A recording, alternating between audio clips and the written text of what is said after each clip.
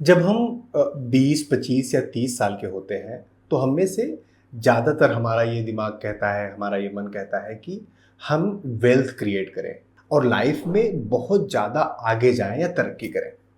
लेकिन ज़रूरी नहीं है कि सब लोग उस रास्ते पर जाते हैं, क्योंकि इसमें केवल प्रॉब्लम ये नहीं है कि हमारी इनकम कम है या आपको ये नहीं पता कि किस शेयर में पैसे लगाने से आपका दाम बढ़ जाएगा, आपके शेयर की वैल्यू बढ़ जाएगी। एक्चुअली ये पूरा ना एक एक एक प्रोसेस है, एक स्टेप बाय स्टेप प्रोसेस है।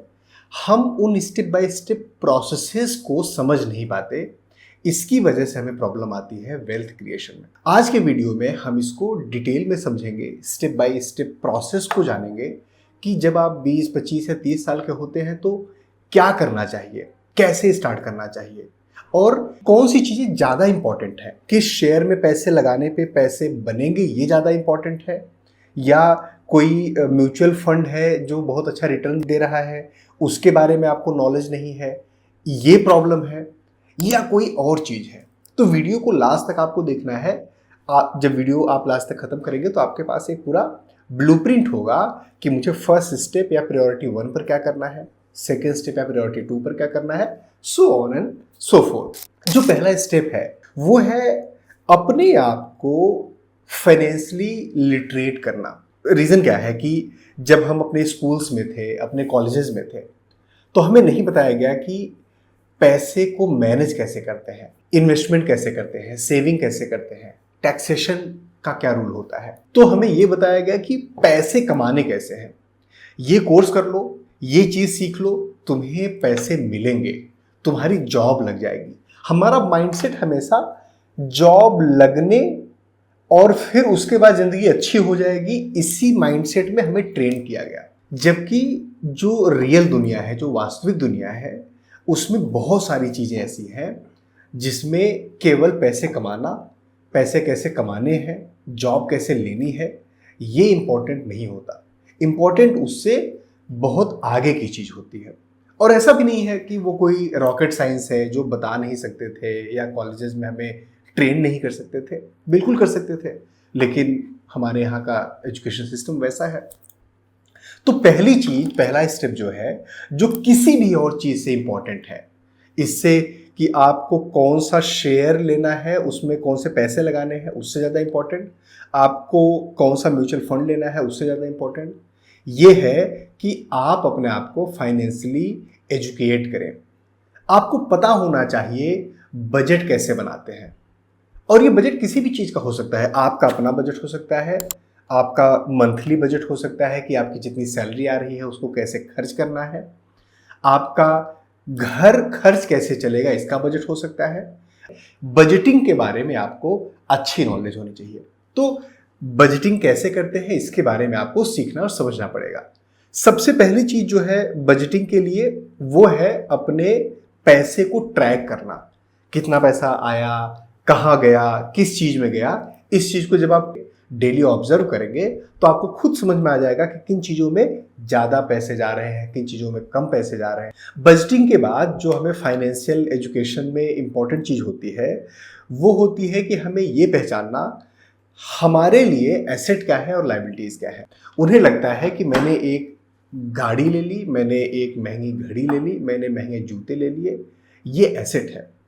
सिंपल सी डेफिनेशन है, ऐसी चीज़, ऐसा सामान जो आपको पैसे कमा कर दे रहा है वो एसेट है। कुछ भी हो सकता है, आपने घर लिया, उससे रेंट आ रहा है, आपने शेयर लिए, वो बढ़ रहा है, पैसे आपके बढ़ रहे हैं, वो आपका एसेट है। लायबिलिटीज क्या है? जो आपको पैसे खर्च करके लेने पड़ रहे हैं और वो पैसे बना नहीं रहे आगे, वो पैसे कम हो रहे हैं। मान लो अगर आपने 15 लाख रुपए की गाड़ी ली, शोरूम से आप बाहर निकलोगे और तुरंत अगर आप उसको बेचना चाहोगे, 1 लाख रुपए, 1.5 लाख रुपए कम में बिकेगी वो, क्योंकि वो सेकेंड हैंड हो गई, क्योंकि वो पुरानी हो गई, क्योंकि वो डिप्रिसिएट हो रही है। तो असेट और लायबिलिटीज को समझना हमेशा हमें इन्वेस्टमेंट एसेट्स में करना चाहिए। हमें घर में, हमें शेयर्स में, हमें बॉन्ड्स में, सेविंग में, इसमें इन्वेस्टमेंट करना चाहिए। वो वेल्थ क्रिएट करता है। लोन लेकर किसी भी तरीके से गाड़ी ले लेना, किसी भी तरीके से महंगा रहन सहन अपना बना लेना, ये किसी भी तरीके से आपकी लाइफ को अपग्रेड नहीं करता है। जब आपको ये समझ में आ जाएगा कि ये अपग्रेड नहीं कर रहा है मेरी लाइफ को, आप उसमें कितने पैसे डालने हैं, कितने पैसे नहीं डालने हैं, इसके बारे में आपको समझ आपकी पैदा होगी, आपके दिमाग में वो चीज़ें चलेंगी। तीसरी चीज़ है जो फाइनेंशियल लिटरेसी में, टैक्स के बारे में सबको जानना और समझना चाहिए। कैसे हम अपना टैक्स बचा सकते हैं, कैसे टैक्स को बेटर मैनेज कर सकते हैं। अगर सैलरीड आप हो, न्यू टैक्स रिजीम में आपको जाना चाहिए या ओल्ड टैक्स रिजीम में जाना चाहिए। तो कुछ भी रॉकेट साइंस नहीं है, कुछ भी ऐसी चीज़ नहीं है जो सीखा ना जा सके। आप YouTube पे कोई भी 2 या 3 वीडियोस देख लेंगे, समझ में आ जाएगा कि हम अपने टैक्सेस को कैसे बचाते हैं। और ये नहीं है कि जिन लोगों ने कॉमर्स से कुछ डिग्री लिया हुआ है या जिनको अकाउंट्स की समझ है, उनके लिए कोई भी सीख सकता है, कोई भी जान सकता है। मतलब बिल्कुल भी उसमें ये सोचने वाली बात नहीं है कि टैक्सेस कैसे हमें कैलकुलेट करने हैं, टैक्सेस के बारे में कैसे सोचना है। एटलीस्ट अपनी अंडरस्टैंडिंग, एटलीस्ट अपनी समझ विकसित करनी चाहिए। स्टेप 2 है फाइनेंशियल लिटरेसी के बाद आपको सेविंग हैबिट्स बनानी है। और सेविंग हैबिट्स बोलने से नहीं बनती। पैसे बच जाएंगे तब इन्वेस्ट कर देंगे या कुछ कर देंगे तब सेव कर लेंगे, इससे नहीं बनती है। ये हैबिट है, आपको हैबिट बनानी पड़ेगी। आदत हम किसी चीज़ की हो जाती है ना, हमें जैसे सुबह जग के हमें पानी पीने की आदत है, वैसे ही सैलरी आते ही कुछ पैसे सेव करने की आदत हमें बनानी है। एक बहुत ही सिंपल सा रूल है, 50-30-20 का रूल, जो बहुत ही ज़बरदस्त रूल है कि जब भी आपकी सैलरी आती है, जब भी आपकी इनकम कोई आती है, उसका 50% अपने डेली एक्सपेंसेस में, नीड्स में, जो बहुत ही ज़रूरी किस्म की चीज़ें हैं, जैसे आपका रेंट है, बिल है, एसेंशियल्स हैं, घर के सामान हैं, ये सारी चीज़ें में आपको अपने टोटल इनकम का 50% से ज़्यादा स्पेंड नहीं करना चाहिए। 30% आपको रखना चाहिए अपने लाइफ को अपग्रेड करने में। लाइफ को अपग्रेड करने मतलब जैसे आपको शॉपिंग करनी हो, एंटरटेनमेंट करना हो, बाहर जाना है, रेस्टोरेंट में जाना है, घूमना है, बड़ा फ़ोन लेना है, इन सारी चीज़ों के लिए आपकी इनकम का 30% मैक्सिमम पैसा जाना चाहिए। और 20%, 20% बिल्कुल जिस दिन सैलरी आती है उसी दिन निकाल के आपको सेविंग में डाल देना है, हटा देना है। अगर आपकी सैलरी 50,000 रुपये है तो आपको ये मान के चलना है कि मेरी सैलरी 40,000 रुपये ही आती है। अगर आपकी सैलरी 10,000 रुपये है तो आपको ये मान के चलना है कि मेरी सैलरी 8,000 रुपये ही आती है। उसी में बाकी सारी चीज़ें मैनेज होंगी, इसे हटा दें। अब ये कैसे कर सकते हैं? इसको ऑटोमेट आप कर दो। जब भी आप अपने विल पर, हमारा विल बहुत कमज़ोर होता है, अगर हम अपने विल पर कोई चीज़ रखते हैं तो ज़रूरी नहीं है कि उसे हम इम्प्लीमेंट कर ही पाए। हमारा विल, ज़्यादातर लोगों का विल बहुत ही वीक होता है, कमज़ोर होता है। तो टेक्नोलॉजी है आज के समय में, हम उसका इस्तेमाल कर सकते हैं, उसका यूज़ कर सकते हैं। कैसे यूज़ करना है? यूज़ आप करोगे, जैसे आपकी सैलरी आई, ऑटोमेटिक आपने SIP लगाई हुई है, ऑटोमेटिक आपने RD लगाया हुआ है कुछ, या ऑटोमेटिक FD भी आजकल हो जाता है। तो 20% पैसा, 20% आपका मनी वो ऑटोमेटिक सेविंग में चला गया, तो ये ऑटोमेट हो गया। फिर आपको दिमाग मारने की ज़रूरत नहीं है। तीसरी चीज़ है, तीसरा स्टेप जो है वो है कि हमें इन्वेस्टमेंट जल्दी से जल्दी स्टार्ट करना है।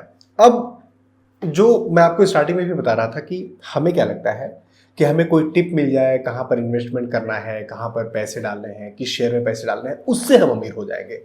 उससे आप अमीर नहीं होगे। उसको, अगर आपको किसी को ट्रेडिंग आती है बहुत ही बेहतरीन, वो अमीर हो सकता है। लेकिन अगर आपको प्राइमरी स्किल नहीं है, आपको उसकी नॉलेज नहीं है, उन चक्रों में आपको स्टार्ट करना है। SIP में पैसे डालना स्टार्ट करिए। कौन से SIP में पैसे डालें? इंडेक्स फंड में डालना स्टार्ट करो, निफ्टी 50 में डालना स्टार्ट करो। वो तो 12-14% आपको देता ही रहेगा। आप अगले 10 साल डालो, 5 साल डालो, वो देता रहेगा। तो ये इंपॉर्टेंट नहीं है कि आपको कितनी नॉलेज है कि कहाँ पर पैसे डालने हैं। इंपॉर्टेंट ये है कि इन्वेस्टमेंट करना है। पैसे आपके सेविंग अकाउंट में या कैश में पड़े हुए, उसकी वैल्यू कम हो रही होती है डे बाय डे, क्योंकि इन्फ्लेशन हमें 6 to 7% हमारी कंट्री में है। मेडिकल में आप देखोगे तो 15% के आसपास इन्फ्लेशन है। तो आपको अपने पैसे इन्वेस्ट करने इंपॉर्टेंट है, केवल सेव करने से काम नहीं बनेगा। इन्वेस्टमेंट कहां पर करना है, इस पे ज्यादा दिमाग मारने की जरूरत नहीं है। हम में से ज्यादातर लोग यही गलती करते हैं कि इन्वेस्टमेंट कहां पर करना है इस पे ज्यादा दिमाग मारते हैं, इन्वेस्टमेंट करना है इस पे कम दिमाग मारते हैं। अब अगर मान लो आप 5,000 रुपए हर महीने SIP में डाल रहे हो और नॉर्मल हम लेकर चलते हैं 12% के आसपास का रिटर्न, जो निफ्टी 50 वगैरह दे ही देते हैं। आपने जब 20-25 साल के थे तब से आपने डालना स्टार्ट किया।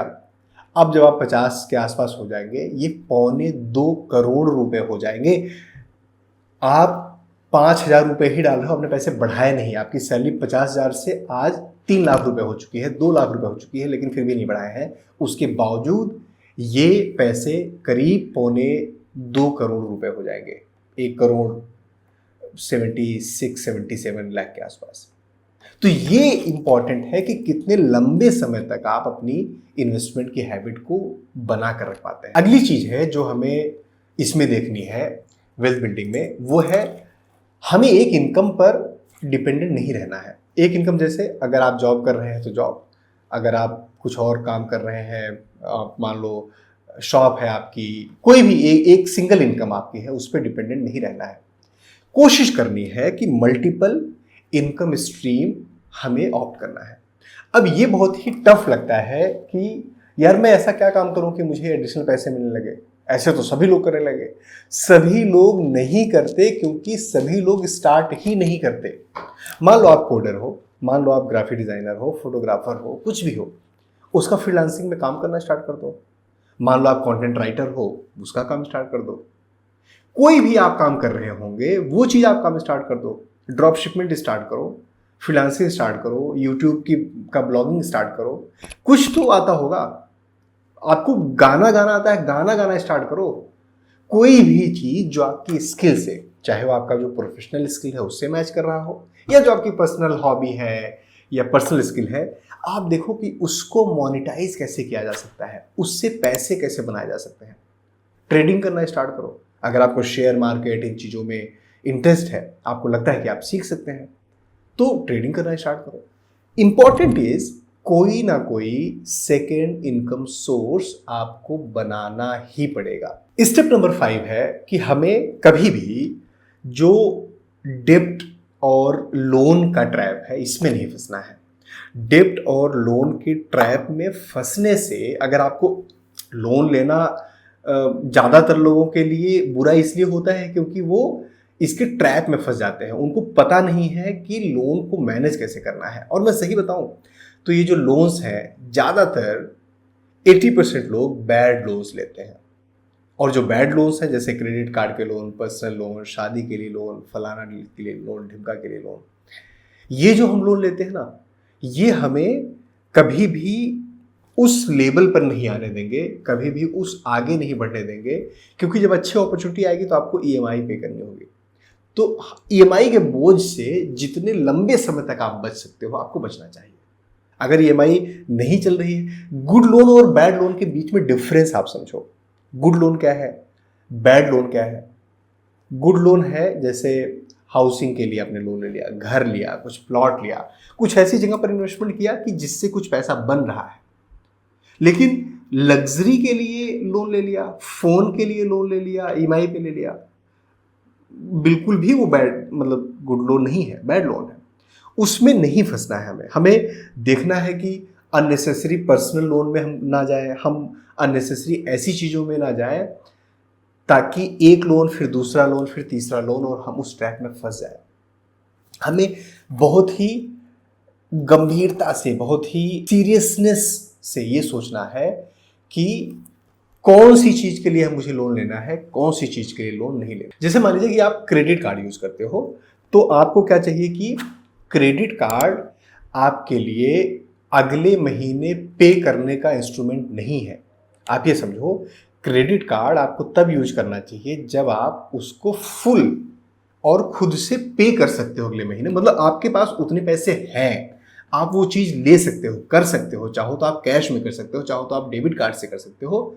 उसके बाद आप क्रेडिट कार्ड यूज करोगे तो आपके लिए वो एक वरदान हो जाएगा, एक मतलब बोन हो जाएगा। लेकिन अगर आपने इस तरीके से लिया कि इस महीने तो पैसे बच ही नहीं रहे हैं और क्रेडिट कार्ड से ले लेते हैं कोई सामान, तो अगले महीने कहाँ से आएंगे पैसे? पैसे तो वही, मतलब इनकम का सोर्स तो आपका वही था ना। और छठवां जो है, सिक्स जो पॉइंट है, वो है हमें अपना फाइनेंशियल गोल क्लियर होना चाहिए। एक कोई भी गोल जिसकी डेडलाइन नहीं है, जिसका जो बिल्कुल क्लियर नहीं है, वो गोल नहीं, केवल विश है। मतलब कि हाँ मैं चाहता हूं ऐसा हो जाए। तो चाहते तो बहुत सारे लोग बहुत सारी चीजें हैं। क्या चाहने से चीजें हो जाती हैं? चाहने से अगर चीजें हो जाती तो सबके चाहने से चीजें हो जाती है। और अच्छा है कि आपके चाहने से बहुत सारी चीजें नहीं हो रही हैं, क्योंकि आपके चाहने से कुछ चीजें होंगी, किसी और के चाहने से कुछ चीजें और होंगी। सोचिए कि कितना क्योस मच जाएगा। तो अपने गोल को दो पार्ट में डिवाइड करना है, short term goal, long term goal. Short term goal ऐसे गोल्स जो 1 से 5 ईयर के बीच में आते हैं। और इसमें कौन से गोल नॉर्मली रखने चाहिए? जैसे अगर आपके पास कोई जितने भी लोन है, इन लोन्स को खत्म करना है, इमरजेंसी फंड बनाना, टर्म इंश्योरेंस लेना, हेल्थ इंश्योरेंस लेना, फाउंडेशन को पहले मजबूत करना इंपॉर्टेंट है। ज्यादातर लोग लग जाते हैं इन्वेस्टमेंट के पीछे, लग जाते हैं पैसे बनाने के पीछे, लग जाते हैं शेयर मार्केट में पैसे डालने के पीछे। नहीं होता, प्रॉब्लम आएगी आपको। और ये अभी नहीं आ रही है, थोड़े दिन बाद आएगी, जरूर आएगी। आपको ये ध्यान देना है कि मेरा फाउंडेशन मजबूत है कि नहीं। गोल सेट करना है, अगले 2 सालों में, अगले 3 सालों में मैं इमरजेंसी फंड बनाऊंगा, थोड़ा सा इन्वेस्टमेंट बहुत हल्का फुल्का एसआईपी में स्टार्ट करूंगा, जितने भी लोन्स हैं उनको सारे को खत्म करूंगा, और किसी भी तरीके का ईएमआई का बर्डन नहीं रहेगा मेरे ऊपर। अब आप जुट जाओ इन्वेस्टमेंट करने के लिए, अब आप जुट जाओ लॉन्ग टर्म गोल को फुलफिल करने के लिए। घर लेना है, गाड़ी लेनी है, रिटायरमेंट की प्लानिंग करनी है, इसके बारे में स्टार्ट कर देना है।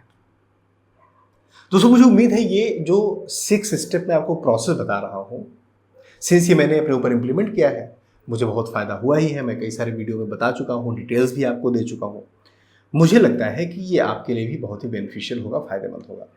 अगर आपको लगता है ये किसी भी तरीके से आपकी लाइफ में वैल्यू ऐड कर रहा है, तो मेरे चैनल को सब्सक्राइब करिए। और ये वीडियो अगर आपको पसंद आता है तो शेयर करिए, लाइक करिए, कमेंट करके बताइए कैसा लगा। और सबसे इंपॉर्टेंट बात है, अपना और अपनों का ख्याल रखिए, हेल्थ का ख्याल रखिए, मेंटल पीस का ख्याल रखिए, खुश रहिए। Thank you. जय हिंद।